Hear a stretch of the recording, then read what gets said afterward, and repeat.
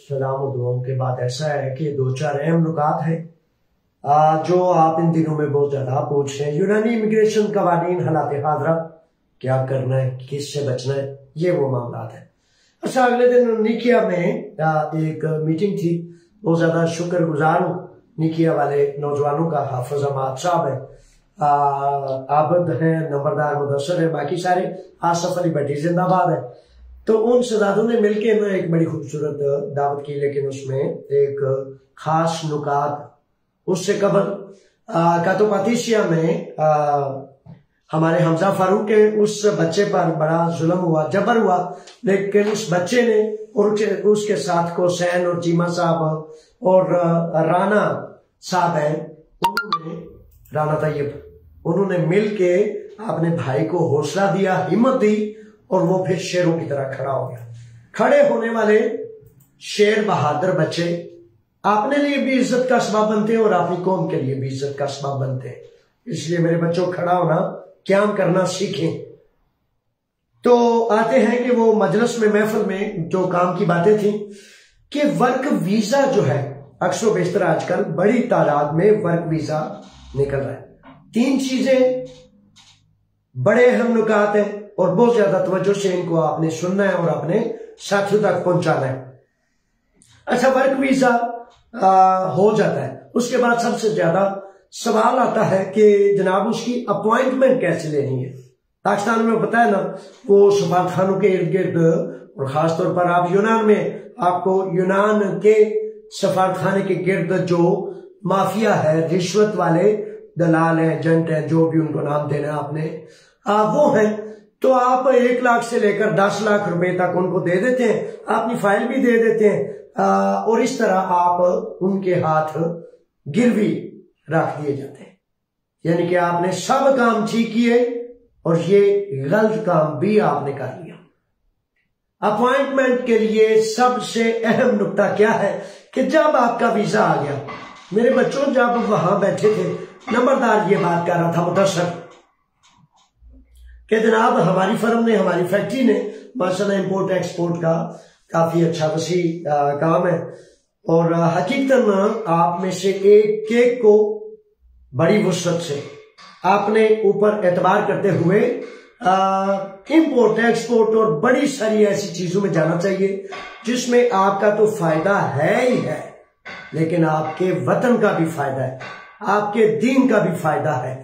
तो उसमें अब यह है कि आप फॉर एग्जाम्पल 5, 7 या 10 ट्रेनर आप बाल्स मंगाते हैं, जैकेट्स मंगाते हैं, मुख्तलिफ चीजें, आपके वीजे भी निकल आए उसकी बुनियाद पर, तो आप फिर उन एजेंटों, उन रिश्वतखोरों के मरहूने मिन्नत क्यों?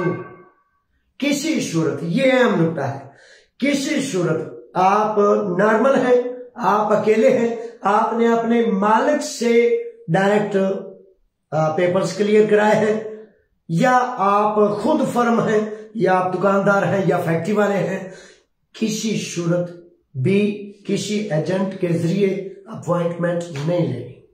फिर आप कहते हैं ना, वो जनाब 5 नंबर टिक पे के 5 नंबर पॉइंट पे टिक कर देते हैं और वीजा कैंसिल करके शक शुबे की बुनियाद पर कहते हैं कि भाई ये वीजा डाउट वाला है, नहीं लग सकता।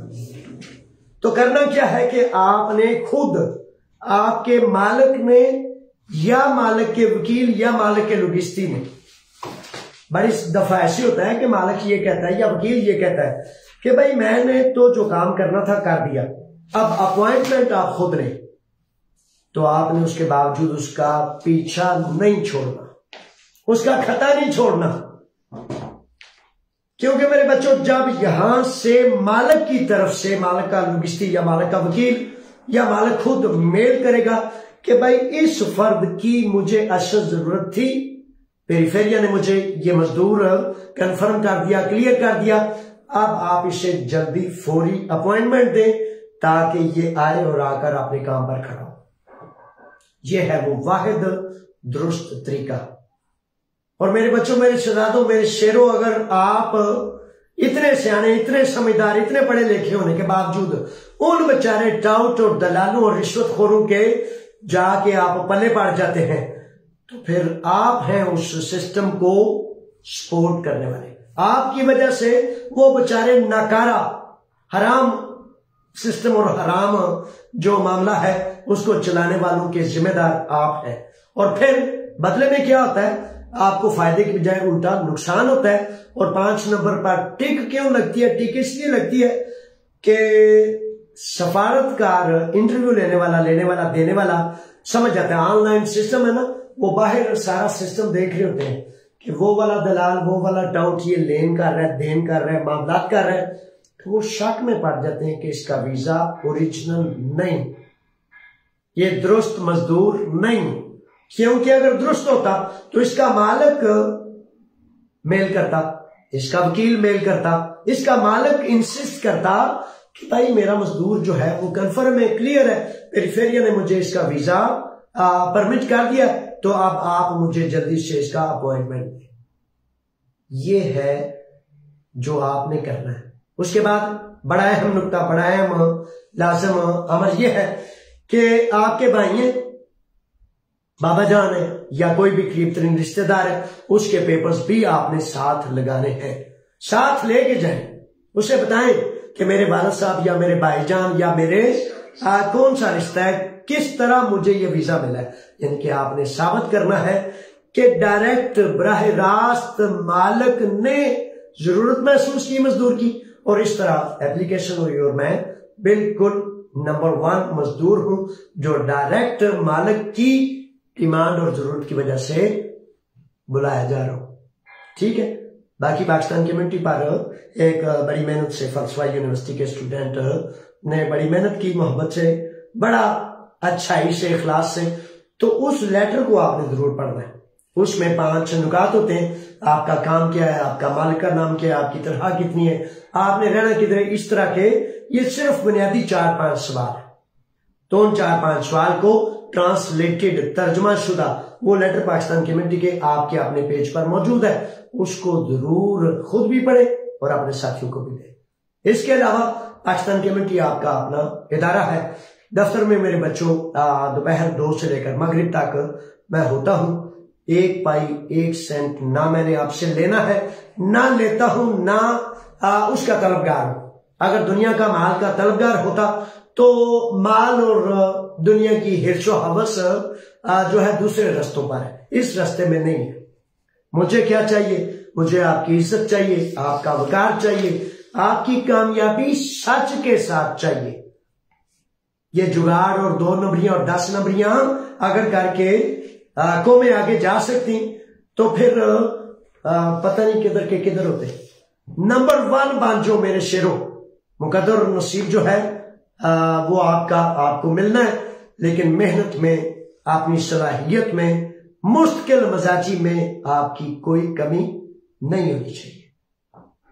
ये है वो नुकात। उसके बाद आगाह करता चलूं कि तालीम के वीजे मिल रहे हैं, काफी सारे स्टूडेंट्स आए हैं, उसमें भी बराए मेहरबानी कभी किसी सूरत किसी एजेंट का, किसी रिश्वत लेने देने वाले का दखल नहीं करना।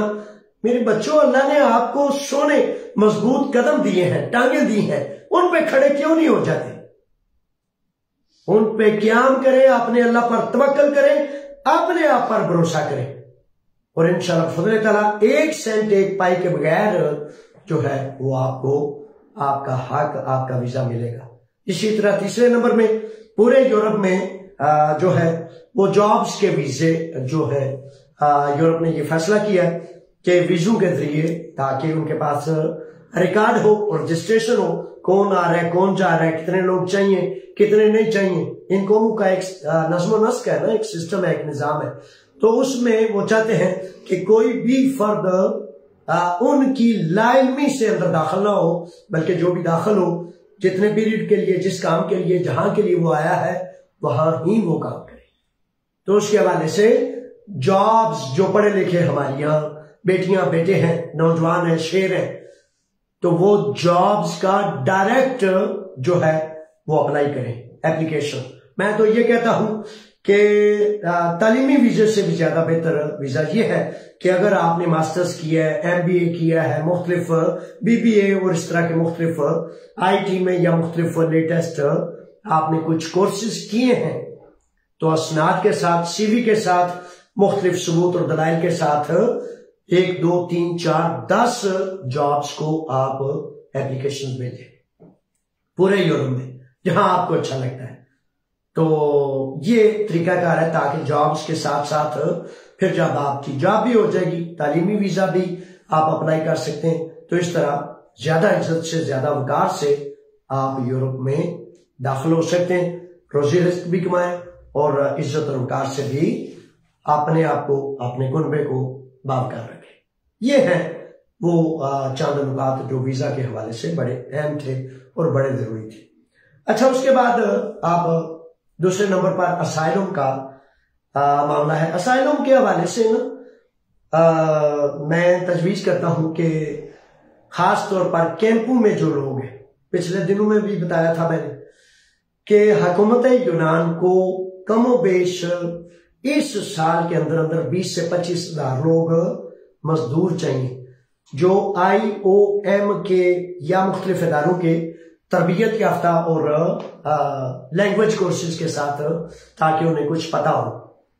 इसलिए मैं तजवीज करता हूं कि एक तरफ तो सख्ती है काफी ज्यादा, कवानीन बंद है, 3 साल का कानून बंद है, 7 साल का बंद है, और सिर्फ एप्लीकेशन जो है असाइलम की वो की जा सकती है। आप सबूत और दलील के बगैर, सोचे और समझे बगैर, नौजवानों शेरों, असाइलम ये आपसे तकाजा करता है, एक ही सवाल है बुनियादी कि आपने अपना मुल्क, अपना वतन क्यों छोड़ा। और अगर आप ये कहते हैं ना कि जनाब उधर जॉब नहीं थी, काम नहीं था, तो इसका मतलब है कि फेल काटा। पॉलिटिकल असाइलम में खास शिक्के होती हैं, कवानीन होते हैं कि किन कवानीन, किन बुनियादों पर आपको असाइलम मिल सकती है, किन पर नहीं मिल सकती। और फिर दूसरा ये होता है कि आप फॉर एग्जांपल कहते हैं जी मेरी जिंदगी को, मेरी जान को खतरा था, या नाजायज बेजा मुझ पर केसेस बना दिए गए, या फलां दहशतगर्द ने, फलां बदमाश ने मुझे जदोकोब किया। और आप जब जाते हैं तो जाते वक्त ना आपके पास सबूत होता है, ना आपके पास दलील होती है, और आपको खुद भी नहीं पता होता। और 2-2 साल, 3-3 साल चलने के बाद बेशुमार शेर शहजादे, दूल्हे बच्चे कहते हैं ओ सर जी कल मेरा इंटरव्यू हुए थे, की कह रहे, शाबाश शाबाश शेर। यानी कि कल इंटरव्यू और आज ऐसा ना किया करें, ये अक्लमंदी और दनाई का रास्ता नहीं। इस तरह तो वो करते हैं, अब मैं नहीं कहता कौन करते। बहरहाल असाइलम की एप्लीकेशन, पहली बेसिक एप्लीकेशन करने से कबल भी आपको एक ढांचा बनाना चाहिए कि कानून क्या कहते हैं। कानून ये कहता है कि आपकी अगर जान को खतरा है, आपके रेड वारंट निकले हैं, आपके दूसरे वारंट निकले हैं, जुल्म है, जबर है बदमाशों से, कानून या आपका मुल्क आपको तहफ़्फ़ुज़ नहीं दे सकता, या इस तरह के कोई और मसाइल, तो सबूत के साथ, दलील के साथ आप अपनी एप्लीकेशन करें। एक इब्तदाई रजिस्ट्रेशन का इंटरव्यू होता है और उसके बाद तफसीली इंटरव्यू होता है। तो तफसीली इंटरव्यू लाजिम मैं तजवीज करता हूं कि किसी पेशावर माहिर वकील के साथ मिलकर आपको उसकी तैयारी करनी चाहिए। और पाकिस्तान कम्युनिटी का दफ्तर आपका अपना दफ्तर है, सवाल जवाब की नशिस्त करना चाहे, दफ्तर तशरीफ लाना चाहे, ना 1 सेंट कल चाहिए था, ना आज चाहिए, ना आइंदा चाहिए, लेकिन आपकी इज्जत और वकार चाहिए। आपको नहीं ख्याल अपनी इज्जत का, वकार का, अपने केस का, अपने सच्चे होने का, आपके कामयाब होने की आपको फिक्र क्यों नहीं? मेरे बच्चों ऐसे ना किया करें। यानी कि किसी चीज का आता नहीं, पता नहीं, जबान नहीं सीखनी, स्कूल नहीं जाना, कवानीन नहीं जानने, तो 26 किस्म की टिकटॉक पर चलने वाले हर बच्चे की टिकटॉक सुननी, ओ सर जी वो तो पे कहता सी, वो तो पे कहता, चलो जी तुसी भी कुछ कह रहे हो। जब वो कर रहा था, ये कर रहा था, ये कर रहा था, जिसको एक लफ्ज भी ग्रीक का पढ़ना नहीं आता, समझता नहीं, उससे अगर आप कानून सुनेंगे, सीखेंगे, तो फिर शाबाश है उसको भी, आपको भी। तो इस तरह ना किया करें, 1 को 2 को सुन लिया करें जिसके बारे में आपका दिल राजी हो, ज्यादा को ना सुना करें। तो इस हवाले से अष्टांग कमेटी का दफ्तर आपका अपना दफ्तर है, आना चाहें तो जरूर तशरीफ लाएं, लेकिन ज्यादा बेहतर है करीब तरीन वकील से रजू रखा करें। इसी तरह वीजे पर आने वाले हमारे बच्चे, हमारे शहजादे, अगर 1 से 2 हफ्ते के अंदर अंदर आपका टैक्स जारी नहीं होता, आपका काम जारी नहीं होता, तो आप डायरेक्ट बराह रास्त अपने वकील से रजू करें। आगे जाना, जर्मन चले गए हैं, स्पेन चले गए हैं, इधर उधर चले गए, ये हरगिज मुनासिब नहीं। आपका वीजा तब रिन्यू प्रोसेस हो सकेगा जब आप उसी मालिक के पास टैक्स लगेगा, काम करेंगे और उसके पास जारी रहेगा। ये चीजें बड़ी जरूरी हैं। ठेकेदार के जिम्मे डाल देते हैं किसी दूसरे के, वो जी किसी ने ख्याल ही नहीं किया, किसी ने दसिया ही नहीं। मेरे बच्चे, जब आप फिक्र नहीं करेंगे तो किसी को क्या पता कि आपका मसला क्या, आपकी मुसीबत क्या है। 2-2 साल 3-3 साल बाद जाके बच्चे शिकायतें कर रहे होते हैं, जी मेरी तो किसी मदद नहीं की थी।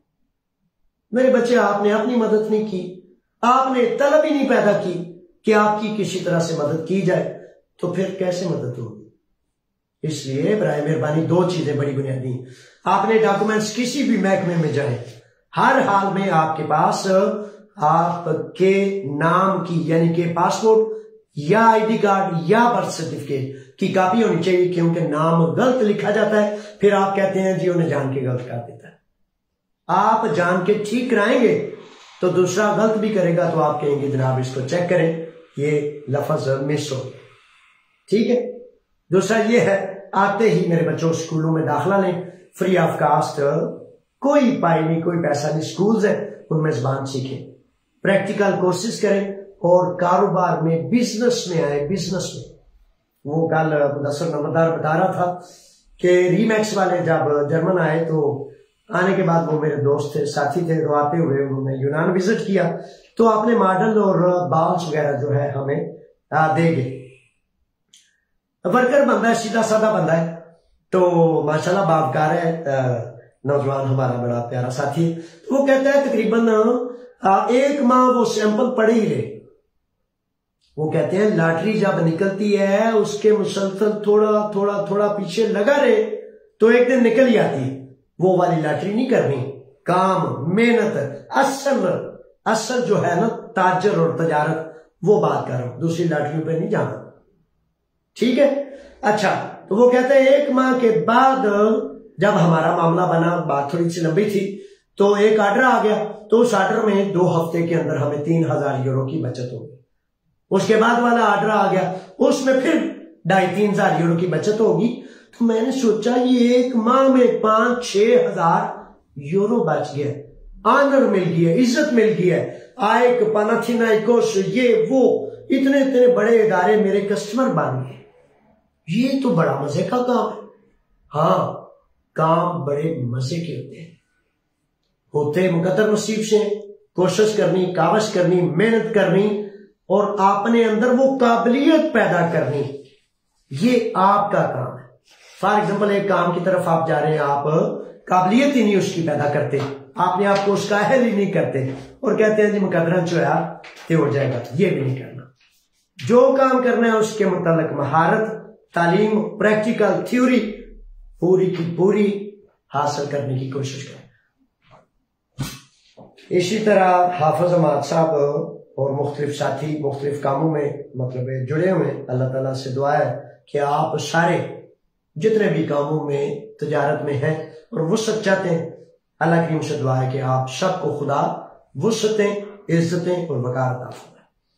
अच्छा, इसके बाद था कि इमिग्रेशन कवानीन के हवाले से कि इमिग्रेशन कवानीन में 7 साल वाला 3 साल वाला कानून बांधा है और बेशुमार नौजवान शहजादे आप ये पूछते हैं जी, वो लोग कहते हैं कि नया कानून आने वाला है, 3 साल वाला दोबारा खुलने वाला है। मेरे शहजादों, मेरे शेरों, ऐसी कोई बात अभी सनद नहीं रखती, ना ही ऐसा कोई मुस्तनद मामला सामने आया है। लेकिन पहले दिन से जब से ये 3 माह कबल सख्ती शुरू हुई, थानों स्लेवरी वगैरह ने शोर शराबा किया, जी ये बंद वो बंद, तो मैं हालातों वाकयात को समझते जानते ये कह रहा था, कहता हूं कि ये जो सख्ती है ये आर्जी है, क्यों आर्जी है कि मुख्तलिफ जो फंड्स हैं, मुख्तलिफ चीजें जो है इससे मुंसलिक थी कि अगर सख्ती करेंगे तो तब 2-4 मिलियन यूरो के फंड्स इन्हें मिलेंगे, तो वो ले लिए। अब इन्होंने ये देखना है कि मजदूर की बड़ी किल्लत है, जिसकी वजह से मुख्तलिफ नुक्तों पर, हता के असाइलम वाले, तब मैं कह रहा हूं कि कैंपों वाले हमारे बच्चे भी असाइलम की एप्लीकेशंस करें और उसका पूरा पीछा किया करें। बाहर हैं आप, अंदर हैं, कहीं भी है, तो अल्लाह ताला आपका मामला आसान करे। आपने अपने फर्दन केस पर बड़ी तवज्जो दें और तवज्जो करके आश और उम्मीद रखें कि अल्लाह ताला आपके रास्ते खोलने वाला है। क्यों? इनकी मजबूरी है, रास्ते हैं, मामलात हैं, काम की जरूरत है, मजदूर की जरूरत है। तो इसी हवाले से 1 माह 2 माह इसके अंदर अंदर मैं भी ये महसूस करता हूं कि इनको जरूरत है कि कोई ऐसा लीगल रास्ता क्रिएट करें जिससे मजदूर को लीगल स्टेटस मिले और वो काम पर खड़ा होकर अपना काम कर सके।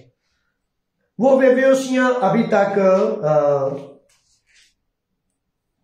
जो 2 नंबर बेबेसियां थी चाइना की, ये वो मुसीबत, वो प्रॉब्लम जारी और सारी तो है, लेकिन जिन नौजवानों ने बात सुनी, अदालतों में गए, मामला क्लियर हुए, केसेस क्लियर हुए, अल्हम्दुलिल्लाह वो अपने अपने प्रोसेस पे हैं, अदालतें जीत ली गई है और जीत रहे हैं। मेरे बच्चों, बड़े सारे नौजवान जब ये ख्याल करते हैं कि मैं यूरोप चला जाता हूं, उनके लिए हदायत है, खास तौर पर वो जो कातोपादेशिया में मैर शहजादा कह रहा था जी मैंने चले जाना है। मेरे बच्चों, बिल्कुल नहीं जाना। जिनके पास उस वेबियोसी से कबल एंसिमा या कोई चीज है तो वो बड़ी अहमियत की चीज है। आप जब केस करेंगे, आप पर जब रुकावट आएगी, तो इंशाल्लाह फजल ताला अदालत आपके हक में फैसला करने के सबूत दलील पाके आपके हक में फैसला करेगी। ये है वो चीजें। तो होशियारबाज भी रहना है और पुरुमीद भी रहना है। ठीक है, अच्छा जी। गिल साहब है, गिल साहब का सवाल है जनाब, 5 साल का बैन लगा था, अदालत का वक्त गुजर गया, अब क्या करें? लोगों की अदालत नहीं लगी टाइम को, अब क्या करें? अच्छा मेरे बच्चों, मेरे शहजादों शेरों, ये तो बड़ी दुहाई डाली थी ना मैंने कि एक ही रास्ता है, एक ही रास्ता है, कोई दूसरा रास्ता नहीं। तो उसके बावजूद आपने ना सुनी, मुझे इस बात का अफसोस है। अब भी कहता हूं, ऐन मुमकिन है कि आप वकील के पास पहुंचे और वो अब भी आपके लिए शायद कुछ कर सके। इम्कानात 50% है, लेकिन आपने करीब तरीन उस माहिर वकील के पास पहुंचे जिसको इन अदालतों का पता है। हड्डी का डॉक्टर आंखों का ऑपरेशन नहीं करता, ये बात बार बार बताता हूं। हर वकील इमिग्रेशन का वकील नहीं होता, इमिग्रेशन लॉज वाले वकील के पास पहुंचे। उम्मीद मौजूद है इंशाल्लाह आपके लिए खैर का रास्ता निकलेगा। मुगल ज्यादा आगे हैं, लिखते हैं कि सर मैं तमाम अफराद और देखने वालों से कहता हूं कि आपकी तमाम बातों को ध्यान से सुने ताकि इनसे फायदा उठा सके। मुगल ज्यादा अरशद बेग साहब जिंदाबाद है, बड़ी मेहरबानी। बेग साहब, बातें तो इसीलिए की जाती हैं कि वो तवज्जो से सुने और उन पर अमल करें, लेकिन होता पता है क्या है, जब 10 या 20 या 50 सारा दिन टिकटॉक को ऐसे उंगली मारते रहना है, तो फिर एक बात भी जेब में नहीं रहती और किसी बात का कोई असर नहीं होता और फिर सारी जाया हो जाती। इसलिए कहता हूं, 1-2 को जो आपको पसंद है, जो आपको अच्छा लगता है, उसको सुने ताकि आपके दिलो दिमाग में वो बात ठहरे और आप अमल की कोशिश करें। वो कहते हैं अच्छी बातें दीवारों पर भी लिखी होती हैं, जब तक अमल नहीं ना करेंगे, आप 100 दफा मेरी बातें सुने, लेकिन जब तक अमल नहीं करना आपने, आपको कोई फायदा नहीं होना। बात तो वो होती है जो अमल किया जाए। ये है चीजें। अगर और कोई सवाल मौजूद है दें। और बशूरत दीगर ये थे चंद निकात और चंद बातें। बाकी जो है वो अल्लाह ताला आपकी खैर करे, मेरी खैर करे। सलामत रहें, दुआओं में मुझे याद रखें, मैं आपको याद रखता हूं। आपकी इज्जत का वकार का बहुत ख्याल करता हूं। आप भी अपना ख्याल किया करें। अल्लाह के ईमान में।